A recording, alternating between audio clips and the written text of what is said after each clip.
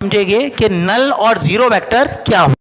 ठीक है, तो इसके अगर डिफिनेशन देखेंगे, the vector having zero magnitude, ये क्या होता है जी मेरे पास में, इसका मैग्नीट्यूड कितना होता है, जीरो, तो इसी को ही क्या बोला जाता है जी मेरे पास में, नल वेक्टर। अब इसको हम समझते हैं। ठीक है, नल वेक्टर क्या होता है। एक बात हमको याद रखना है, जैसा सपोज हम वेक्टर को वेक्टर में ऐड करेंगे तो आंसर भी क्या मिलेगा हमारे को, वेक्टर। और जब हम एक वेक्टर को दूसरे वेक्टर से माइनस करेंगे तो वो भी क्या मिलने वाला है हमारे को, वेक्टर ही मिलने वाला है। जैसा हम एक पॉइंट देख लेते हैं इसके अंदर में, जैसा सम ऑफ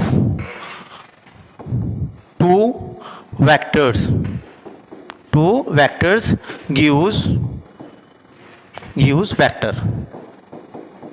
दो वेक्टर को जब हम मिलाएंगे तो हमको क्या मिलने वाला है, मिलने वाला है। ठीक है, जैसा मैं यहाँ पर बात करता हूँ, जैसा मेरे पास में ये एक ब्लॉक है।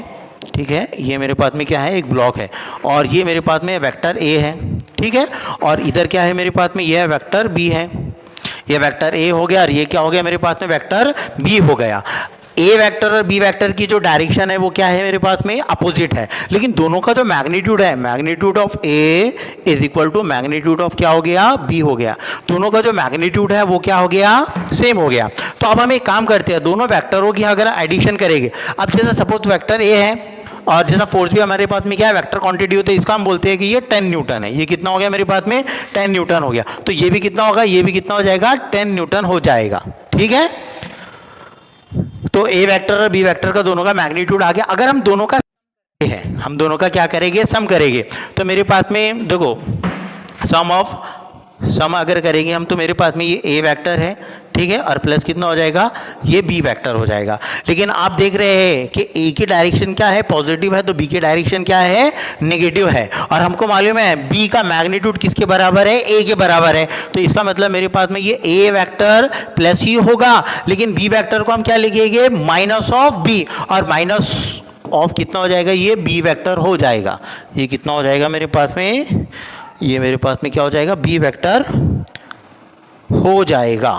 ठीक है, और बी वेक्टर को हम किसके बराबर लिखते हैं जी, ये प्लस हो गया और ये माइनस कितना हो जाएगा, ये बी वेक्टर ए वेक्टर के बराबर ही होगा मैग्नीट्यूड में। तो ये मेरे पास में क्या हो गया, अब ए वेक्टर को ए वेक्टर में से माइनस करेंगे तो आंसर क्या आएगा, वो आएगा 0, और 0 भी क्या होगा, एक वेक्टर ही होगा।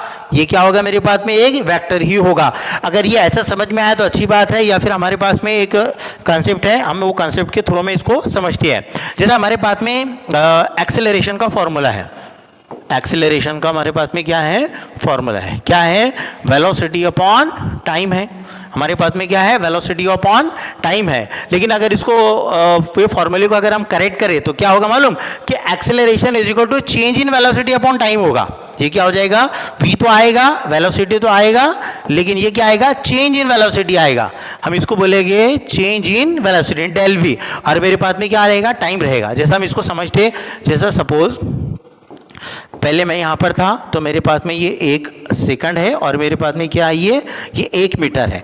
तो मैं अगर देखूंगा तो मेरे पास में यहाँ पर वेलोसिटी जो आएगी वो कितना आएगा, वेलोसिटी 1 मीटर पर सेकंड आएगा। फिर मैं जो है वो यहाँ पे चले गया, तो मैंने अगर देखा तो मेरे पास में फिर 1 सेकंड है और मेरे पास में 1 मीटर है।